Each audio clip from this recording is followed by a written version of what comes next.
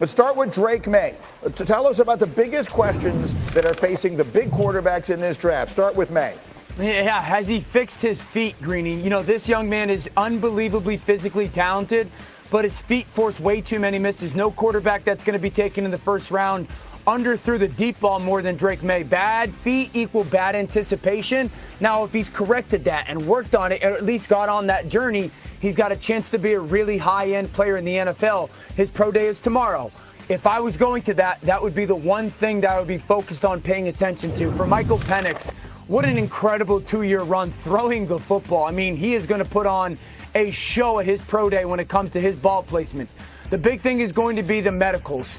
How comfortable are teams when it comes to his injury history, both to his lower half and to his throwing shoulder? If you just take the ability to throw the football and the talent on the tape that he has shown, you sit there and go, man, this young man is a lock first rounder, but it's going to be about how comfortable you are when it comes to where he stands medically.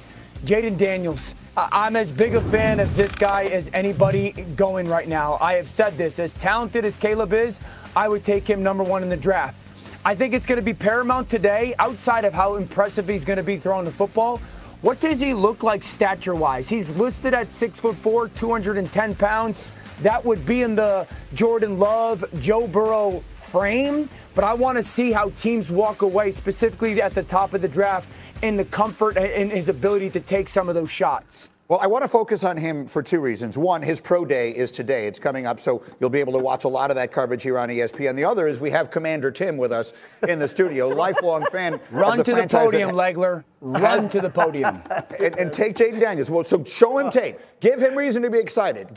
Show us some tape on Jaden Daniels and tell everyone why you think he should be, at worst, the second pick in this draft. Calm my nerves, Dan. Calm my nerves. Legs, the word is right. It's the right place with the football, with the right type of throw, and at the right time on a consistent basis. And it's so clinical to watch him constantly repeat that process. Okay, there's two safeties at the ball getting snapped by Auburn defensively. They're going to spin to one safety, so he diagnoses the coverage. Now, the only place to throw this football is that slot receiver. He can't throw him up the numbers because that corner's playing in between. He can't throw him across the middle of the field because that safety. He's got to place this ball right over the top of those linebackers to that hash. Right place, right time, right type of throw. Beautiful by Jaden Daniels. A little bit later, Mississippi State, he's going to get press man coverage. He's got 4 verticals, but a stop at the bottom of our screen at 15 yards, okay? Because the coverage, man-to-man, safety in the middle field, the only place to throw the ball is the bottom of our screen. I got to throw it on time because it's man.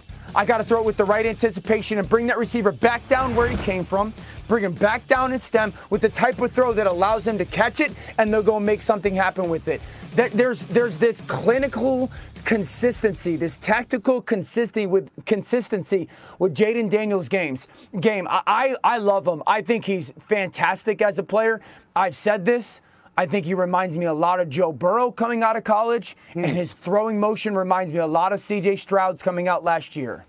And of course, he comes from the same college as Joe Burrow did. Started as Arizona State, but then went to LSU. So, RC, you obviously know him as well as anybody. And I think people who didn't see him play regularly are going to learn about him. Sometimes I think we make an assumption. When a player is as dynamic athletically as he is, we assume he's a running quarterback. The truth is, he was better from the pocket this year than any of the other quarterbacks in this draft, RC, and you saw every snap of it.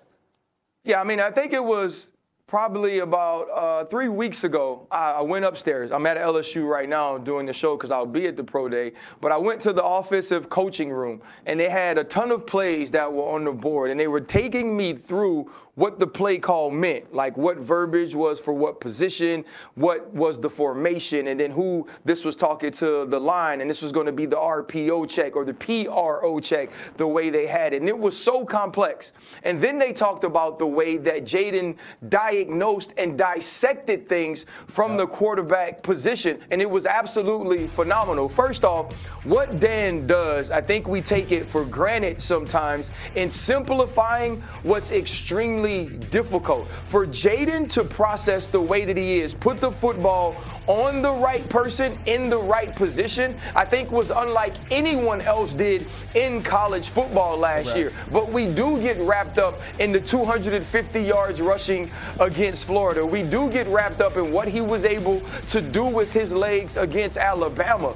But here is what you have to accept that as, is if things break down, he can be absolutely explosive and dynamic with his legs. But he doesn't need them to break down. He doesn't have to break them down on purpose. That if everything plays the way that the coaches draw it up, he can make the simple play. And I think that's what we've seen from some of the best young quarterbacks in the game. And the two names he mentioned, Joe Burrow and C.J. Stroud, can't do the extra things that Jaden can do, but we've seen some of those things from him in the pocket. How does 210 hold up? You know, when you're taking hits by some of these linemen, man, moving at that speed, that's been the concern. But you guys just really quelled my fears. Let me answer that a little bit, Legs. I think, and RC can speak to this a little bit too. The difference, or one of the main things differently, and you know this going from college to NBA, college to the NFL, is like you focus on only football. That's all you focus on. And the ability to add weight and strength train and what's ideal for your body goes to the next level.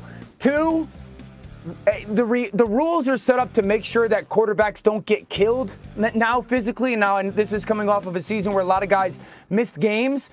I think, like, because of the new rules and guys don't take shots like they used to, he's also 6'4", 210. He's not 6'1", 190. You know, so I do think his frame is much more structured than people are giving it credit.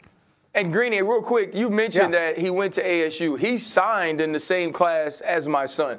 And then obviously he transferred to LSU. I've watched this young man put in work to be great. And he spoke about this when we sat with him the day after he won the Heisman on the pivot, that last year he basically trained like a pro. He said every time he had a break from school, he was with CJ, he was with Bryce, he worked on eating, he was in the weight room. And so he's shown the ability to put in the necessary requirements to gain the weight, to keep himself healthy. And some of those hits we saw him take in college, he will not take those in the pros. Yeah, very quickly, let me just get Kmart in here. What is your sense of it? We all think Caleb is going to go number one, and then it gets interesting. It does. I, at this point, I'm not sure. But what I find fascinating is Adam Peters, a guy who came from San Francisco, now the GM of the Commanders. The 49ers, who took a Trey Lance. You have Cliff Kingsbury in Washington, a guy who came in with Kyler Murray. It'll be fascinating because I can tell you within front offices, there is always some people who like this guy better. Some people like that guy better. Same thing happened in San Francisco. So I am fascinated to see. I'm excited to cover the Commanders. For what it's worth. Because you just don't know who actually will win out here. It is kind of a shame. The most exciting time of the year is the draft for Commanders fans. It'll change. That's been a problem here. It'll change now. Don't worry. I know this. Nobody's more emotionally invested than I am. I will be there, so don't worry about it. Matt Miller, by the way, has a new mock draft out right now, and he has Jaden Daniels going to Washington, and then Drake May going 3. Would you be shocked if Justin Fields becomes the Steelers' starting quarterback, let's say, by November? Greeny, I would not be shocked. I think by week 4, we'll see this kid. If not, some people think he could start week 1. I think, honestly, Russell Wilson is in Pittsburgh because of the price tag. I think they've got Justin Fields, a guy who could be their future, and the ceiling. The ceiling is the roof. Justin Fields. Like, I'm really excited about seeing him in Pittsburgh. That's exactly right, MJ. The ceiling is the roof. And you know who knows it is Mike Tomlin. In case you haven't heard it, this was the legendary coach the other day at the coach's breakfast talking about the potential he sees in the young quarterback.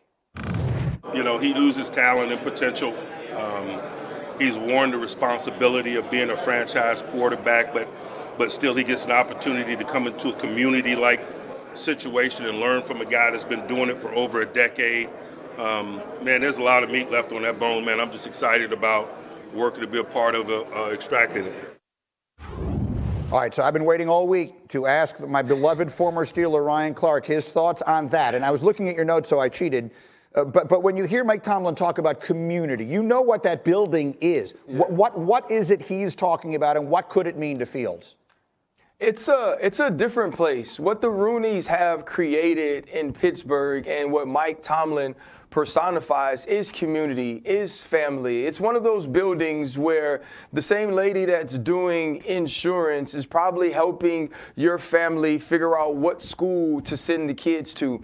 It's a building that fosters brotherhood. It's a building that fosters trust. And I think that's what someone like Justin Fields needs. Himbo was sending me some things, and he was talking about the way Jake Fromm possibly motivated Justin Fields to be what he was at Ohio State. That's going to be something that